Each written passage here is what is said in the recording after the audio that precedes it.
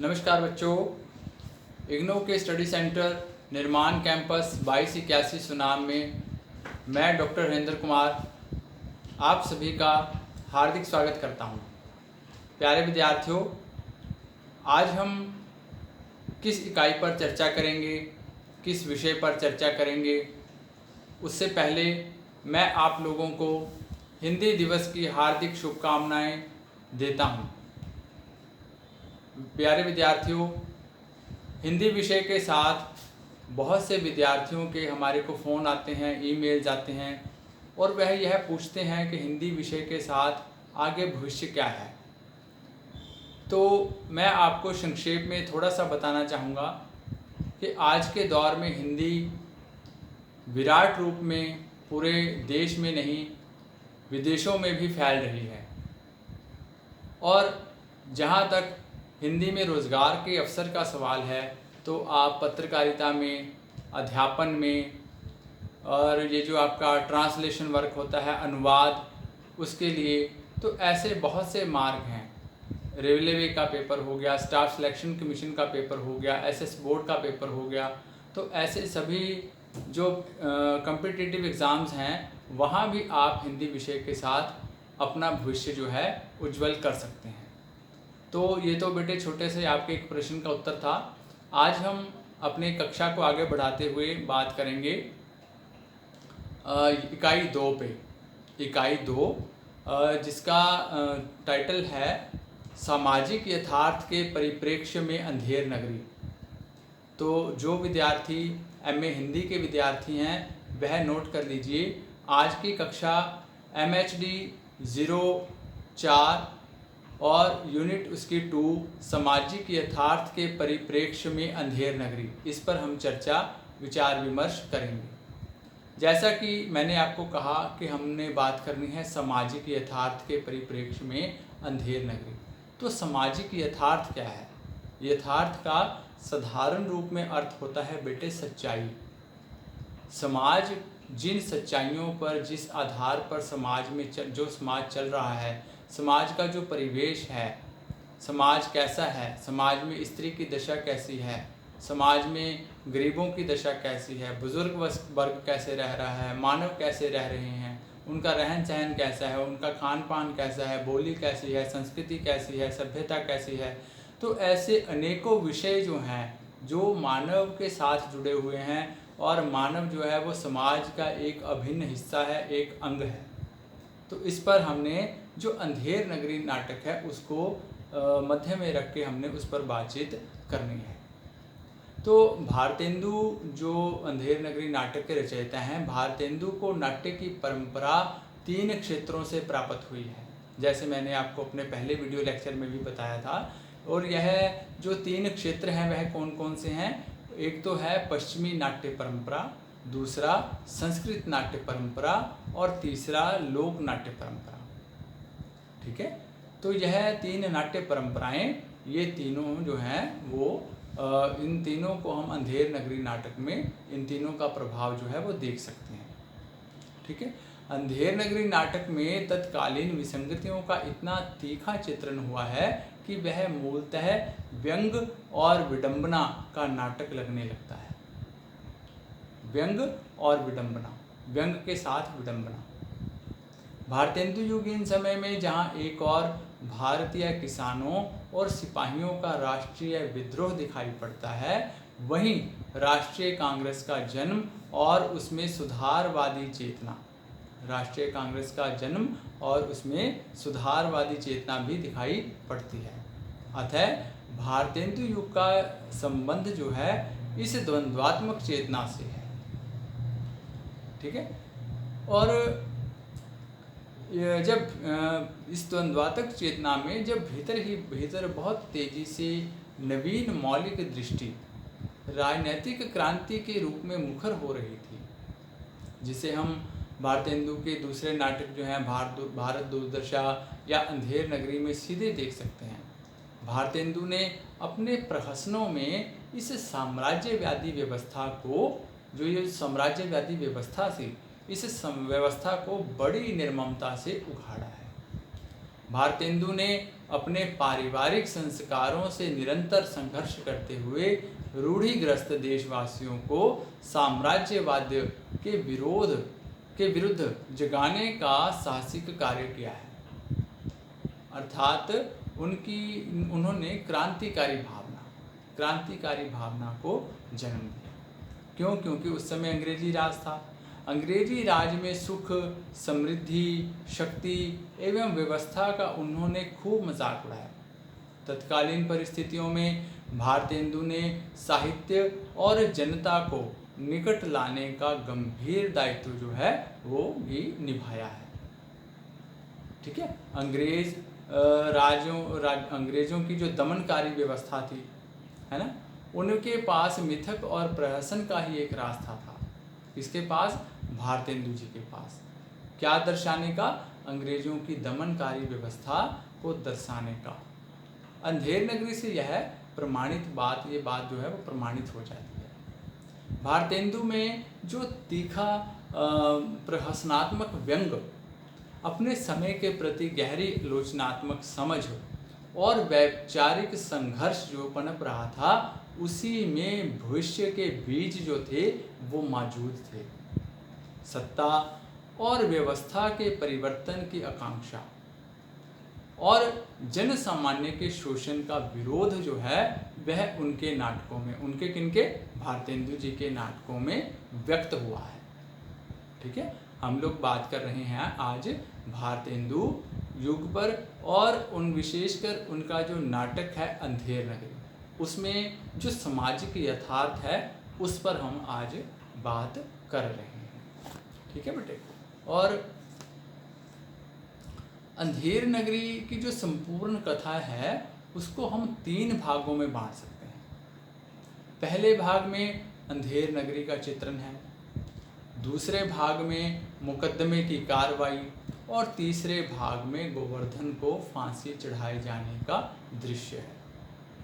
ठीक है। एक बार फिर मैं अपनी बात दोहरा देता हूँ। अंधेर नगरी की संपूर्ण कथा को हम बेटे 3 भागों में बांट सकते हैं। कौन कौन से 3 भाग हैं वो? पहले भाग में है बेटे अंधेर नगरी का चित्रण, दूसरे भाग में है मुकदमे की कार्रवाई, और तीसरे भाग में गोवर्धन जो उस नाटक का एक पात्र है उसको फांसी पर चढ़ाए जाने का दृश्य जो है वो हमारे सामने व्यक्त होता है। भारतेंदु ने अपने इस नाटक में एक ऐसे राजा की कहानी कही है जिसके राज्य में प्रत्येक वस्तु का मूल्य एक समान था, जहां सोना और मिट्टी की कीमत एक थी। तो यही आप देखिए कि कितना हास्यहीन लगता है, कितना हास्यास्पद लगता है कि ऐसा राज्य जहां सोना और मिट्टी दोनों की कीमत एक सी हो। ऐसा प्रतीत हो सकता है कि जहां सोना और मिट्टी के भाव बिकता हो वहाँ के लोगों की दरिद्रता और भूखमरी का सामना नहीं करना पड़ता होगा। लेकिन टके सेर भाजी, टके सेर खाजा, यह बात जो है यह जनता की हित का सूचक नहीं है, बल्कि राज्य की अविवेकपूर्ण कुव्यवस्था का यह सूचक है। अंधेरी नगरी का बेटे चौपट राजा अविवेकपूर्ण राज सत्ता का प्रतीक है। अंधेर नगरी का चौपट राजा क्या है? अविवेकपूर्ण राज सत्ता का प्रतीक है, जिसे नौकरशाही मतलब उसके जो मंत्री हैं, है ना, वो अपने मन माने ढंग से चलाती है। यहाँ मैं एक संवाद जो है नाटक का वो पढ़ के सुनाना चाहूँगा। भीतर स्वाहा बाहर सादे। देखिए क्या क्या कहते हैं लेखक। भीतर स्वाहा बाहर सादे, राज करही अमले अरुप्यादे। अर्थात राजा राज नहीं कर रहा, अपितु उसके प्यादे जो हैं वो राज कर रहे हैं। नाटक के दूसरे दृश्य में बाजार का दृश्य प्रस्तुत किया गया है। वहाँ विभिन्न सामग्री बेचने वाले लोग ग्राहकों को आकृष्ट करने के लिए जो बातें कहते हैं करते हैं, उनमें उन्होंने अपने समय का जो खाका है उसे भी प्रस्तुत किया है और उसकी आलोचना भी की है। ये जो आलोचना उनके द्वारा की गई है बच्चों, इस आलोचना की 2 विशेषताएं हैं। देखो, बात को समझने की कोशिश करना कि जो तीखा व्यंग किस पर किया गया? समस्या पर, उस समय की व्यवस्था पर, उस समय की राज्य व्यवस्था पर, राजा पर। ठीक है, तो इस आलोचना की दो विशेषताएं क्या थी? एक तो तत्कालीन नौकरशाही की तीखी आलोचना, ठीक है, और दूसरी क्या थी?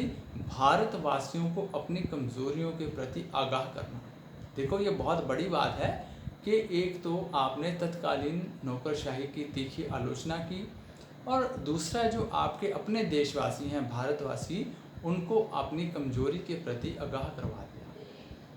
ठीक है, नौकरशाही की तीखी आलोचना कैसे करते हैं भारतेंदु? नौकरशाही की आलोचना करते हुए भारतेंदु ने उनकी रिश्वतखोरी, जनता के प्रति विद्वेष और उत्पीड़न की नीति, टैक्स लगाकर उनके जीवन को मुश्किल बनाना इत्यादि को खास तौर पर रेखांकित किया है नाटक में। जैसे चना जोर गरम बेचने वाला घासीराम कहता है, उसका संवाद देखिए। चना हाकिम सब जो खाते, सब पर दूना टिक्स लगाते। टिक्स लगाना मतलब टैक्स लगाते। चना हाकिम सब जो खाते, सब पर दूना टिक्स लगाते। अब इसके विपरीत देखो, चूरन बेचने वाला जो पाचक है, चूरन बेचने वाला पाचक, वो क्या कहता है? चूरन अमले, ध्यान से सुनना बेटे, संवाद है, डायलॉग हैं नाटक के। चूरन अमले सब जो खावे, वो कहता है कि चूरन और अमले जो सब खाते हैं, दूनी रिश्वत तुरंत पचावे, अर्थात वो जो रिश्वत खाते हैं उसको तुरंत वो पचा लेते हैं। चूरन साहब लोग जो खाता, सारा हिंद हजम कर जाता। चूरन पुलिस वाले खाते, सब कानून हजम कर जाते। ठीक है, तो यही जो पंक्तियां हैं, जो नाटक के संवाद हैं, इसी के माध्यम से आप देखो कि भ्रष्टाचार, रिश्वतखोरी का कितना बोलबाला, और उस पर कितने अच्छे ढंग से लेखक ने तीखा व्यंग कसा है।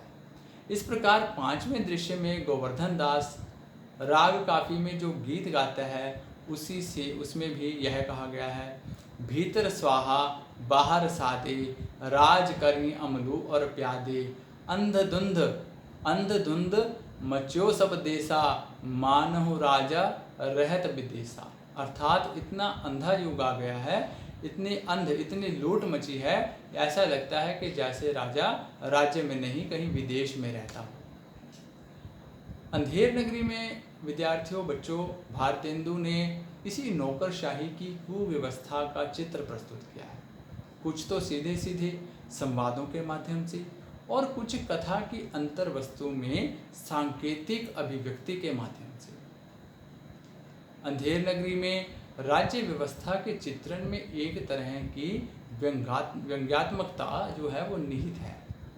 गोवर्धन दास को पहली नज़र में राज्य अत्यंत सुखकर लगता है, क्योंकि वहाँ हर चीज़ क्या थी? हर चीज़ वहाँ एक ही दाम पर बिकती थी। जैसे हमने पहले कहा था कि सोना और माटी सब एक ही दाम पर थी। जो भाव सोने का है वही भाव माटी का है।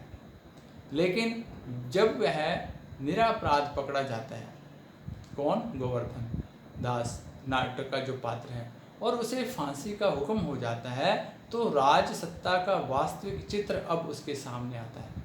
अर्थात उसे अपनी गलती का तब एहसास होता है, और तब उसे लगता है कि हाँ भाई, ये तो सच में बहुत गलत बात है, यह बात लोगों के हित में नहीं है।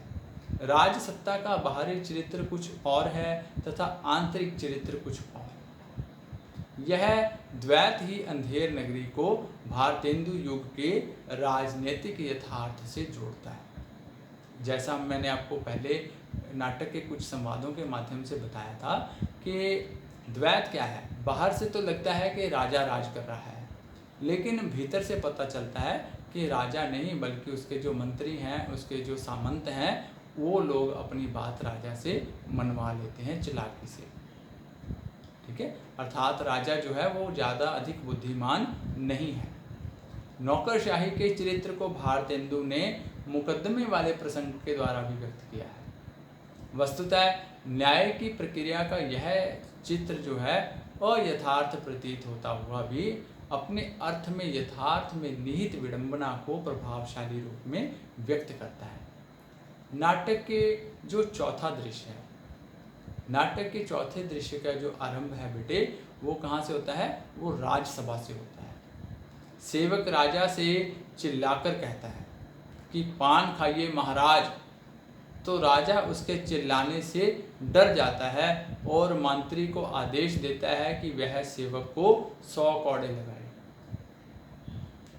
अब यहाँ पर देखिए मंत्री की चालाकी देखिए। इस पर मंत्री सेवक का बचाव करते हुए दोष तामोली पर थोपता है। ना तमोली पान लगा कर देता, ना यह पुकारता। तो अब राजा की बुद्धिमत्ता देखिए। इस पर राजा तमोली को 200 कोड़े लगाने का आदेश देता है।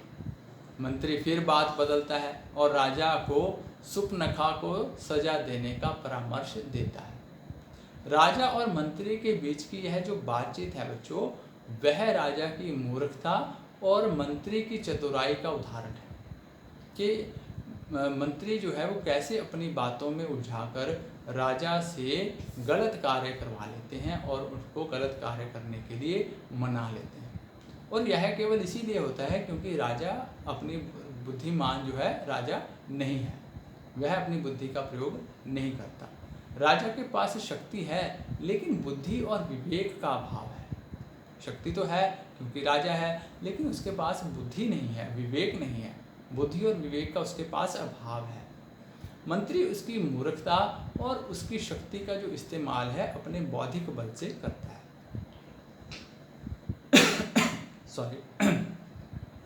निर्णय लेने और आदेश देने का अधिकार राजा के पास है, लेकिन निर्णय लेने और आदेश देने का वास्तविक अधिकार जो है वो किसके पास है? मंत्री के पास। क्योंकि इतना तो अब आप समझ ही चुके, है ना, इतना तो अब आप समझ ही चुके कि भले ही राजा आदेश देता है, लेकिन वो राजा का खुद का आदेश ना होकर मंत्रियों की केवल एक चाल मात्र है। ठीक है, तो वास्तविक अधिकार जो है वो मंत्री के पास है, क्योंकि राजा उसी के कहे अनुसार तो निर्णय करता है। जैसा मंत्री बोल रहे हैं उसी के अनुसार राजा जो है वो अपना निर्णय कर रहा है। इस प्रकार मंत्री जो है वो राजा से अधिक ताकतवर इस नाटक में दिखाई पड़ता है। वास्तविक सत्ता जो है वो उसी के हाथ में है, ना कि राजा के हाथ में। ठीक है बेटे। अच्छा, और एक बात यहाँ और भी मेरे मन में आई है। मैं अंधेर नगरी इसलिए भी अंधेर नगरी नहीं है क्योंकि वहाँ का राजा जो बुद्धिहीन है या नौकरशाही चालाक है, तो केवल इसीलिए अंधेर नगरी नाटक जो है वो अंधेर नगरी नहीं है। और भी कारण है। और भी कारण क्या है? अंधेर नगरी बच्चों इसलिए भी अंधेर नगरी है क्योंकि भारतेंदु के अनुसार, लेखक के अनुसार, उसमें धर्म और अधर्म में अंतर नहीं किया जाता। देखो ये बात तो स्पष्ट है कि जहाँ जिस राज्य में धर्म और अधर्म में अंतर नहीं है, जहाँ जिस समाज में धर्म में और अधर्म में अंतर नहीं है, है ना, जहाँ ऊंच नीच में कोई भेद नहीं किया जाता, है ना, कुल मर्यादा का लोप हो गया है, अर्थात वहाँ कोई सभ्यता नहीं है, कोई संस्कृति नहीं है, है ना, तो इस प्रकार का जो राज्य है, इस प्रकार का जो समाज है, उसे भी अंधेर नगरी कहा गया है।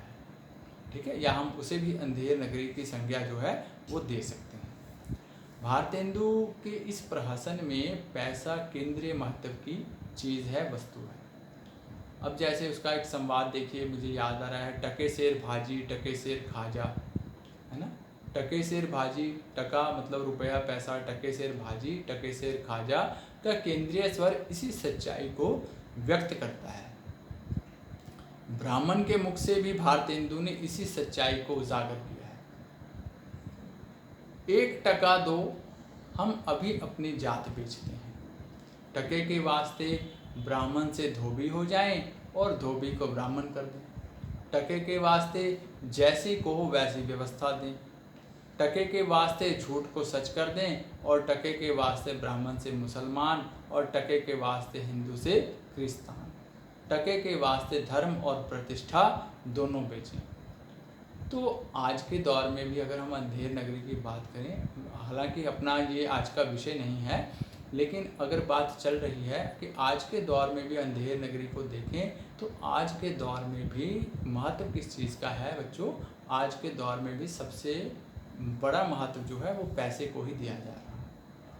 जिसके पास पैसा है उसी का शासन जो है, उसी का हुक्म जो है वो चलता है। ठीक है, तो पहले भी यही था, पहले भी भारतेंदु ने अपने इस नाटक में यही दिखाने का प्रयत्न किया है।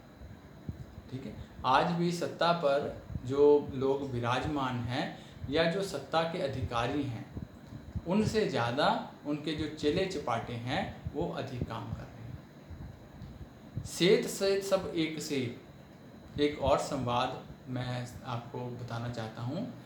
अंधेर नगरी नाटक से ही मैंने ये संवाद लिया है। सेठ सेठ सब एक से जहाँ कपूर कपास। ठीक है, ऐसे देश कुदेश में कबहू न कीजे वास। कोकिल बायस एक सम, कोकिल बायस एक सम, पंडित मूर्ख एक, इंद्रायन दाड़िम विषय, जहान अनेक विवेक। इन पंक्तियों से आपको यह जाहिर है कि वे इस राज्य व्यवस्था की आलोचना इस बात को लेकर कर रहे हैं कि यहाँ विवेक के आधार पर मनुष्य मनुष्य में अंतर नहीं किया जा रहा। यहाँ मूर्ख और पंडित में, कोय और कोयल में कोई अंतर करने का विवेक नहीं है। ऐसी व्यवस्था जिसमें इस तरह का विवेक ना हो, निश्चय ही यह व्यवस्था कुव्यवस्था कहलाएगी, है ना। जहाँ कोई व्यवस्था ही नहीं है तो वहाँ कुव्यवस्था ही होगी। लेकिन इस विवेक का वैचारिक आधार क्या हो, यह सवाल उठाना भी स्वाभाविक है। इस उत्तर में हमें प्रहसन के 5वें दृश्य में मिलता है। इसका उत्तर जो है वो हमें प्रहसन के 5वें दृश्य में मिलता है। इस दृश्य की शुरुआत गोवर्धन के गीत से होती है और इस गीत की पंक्तियां आप देखिए। नीच ऊंच सब एक ही ऐसे, नीच ऊंच सब एक ही ऐसे, जैसे भड़ुए पंडित तैसे, कुल कुल मर्जाद न मान बढ़ाई, सब एक से लोग लुगाई, जात पात पूछै नहीं कोई, हरि को भजै सो हरि को होई, वेश्या जोरू एक समाना, बकरी गौकर एक करी जाना, है ना। तो ये क्या है, 5वें दृश्य की पंक्तियां हैं। अंधेर नगरी में सच्चे लोगों को कोई नहीं पूछता। आज के दौर में भी सच्चे लोगों की कोई मान्यता नहीं है। अंधेर नगरी में सच्चे लोगों को कोई नहीं पूछता, वे बेचारे इधर उधर भटकते रहते हैं। जबकि जो छल कपट करता है, जो प्रपंच रचता है, जो चालाकी करता है, उसका वर्चस्व कायम है। जो बाहर से तो सभ्य नजर आते हैं, लेकिन जिनके दिल में छल कपट भरा है, राजा की सभा में उन्हीं का बोलबाला है, वे ही ज़्यादा शक्तिशाली हैं। उन्हीं को तरह तरह के पद हासिल हैं। जहाँ छली लोग एकजुट हैं, उनकी जितनी भी आलोचना की जाए लेकिन उन पर कोई असर नहीं होता। भारतेंदु इस बात पर दुख व्यक्त करते हैं कि ऐसा युग आ गया है जब हृदय में चाहे जितना मैल हो, लेकिन बाहरी चमक दमक की ही पूछ है। जहाँ धर्म और अधर्म एक सा दिखाई देता है और राज की बागडोर जो है वो राजा के हाथ में नहीं, अपितु उसके जो नौकर चाकर हैं, जो मंत्री हैं, जो सामंत हैं, उनके हाथों में है। जहाँ इतनी अंधेर गर्दी मची है कि ऐसा लगता है कि मानो राजा जो है वो विदेश में रहता है, वो देश में रहता ही नहीं। भारतेंदु हरिश्चंद्र द्वारा की गई यह आलोचना तत्कालीन साम्राज्यवादी राज्य व्यवस्था के कुप्रशासन की आलोचना है। साम्राज्यवाद पूंजीवाद की ही एक विकसित अवस्था है। इस आलोचना में उनका स्वर जो है वो यथार्थवादी है। ठीक है, यहाँ यही इसी बात की चर्चा हमने करनी थी ना कि यथार्थ में, अंधेर नगरी में यथार्थ कहाँ है ना। तो इस आलोचना में उनका जो स्वर है वह यथार्थवादी है और तत्कालीन व्यवस्था के उत्पीड़क रूप को उजागर करता है। भारतेंदु और तत्कालीन राज व्यवस्था के जन विरोधी और शोषक उत्पीड़क ढांचे के टूटन का जो दुख है वो वह लेखक जो है वो यहाँ व्यक्त करते हैं। और इसी के साथ ही वे ब्राह्मणवादी सामंतवादी ढांचे के टूटने का दुख भी व्यक्त करते हैं। ठीक है। तो इस प्रकार इस नाटक को हम एक तीक्ष्ण व्यंग, एक तीखा व्यंग जो है वो बोल सकते हैं। किस पर? न्याय व्यवस्था पर, सामाजिक यथार्थ पर, समाज की दुर्दशा पर। ठीक है।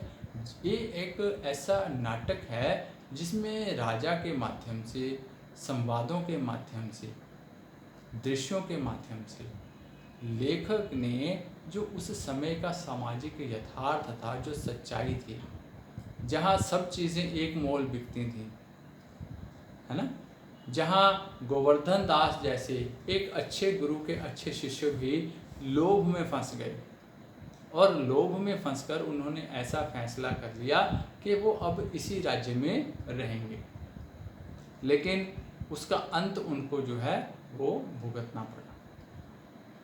और अंत में अगर आप, जब मैंने आप ये जो नाटक है अंधेर नगरी, इसको आप पढ़ोगे पूरा विस्तार से जब आप पढ़ोगे तो आपको पता लगेगा कि गोवर्धन जो गुरु का शिष्य था, उसके गुरु ने उसकी रक्षा फिर भी कर ली थी, उसको सजा से बचा लिया था।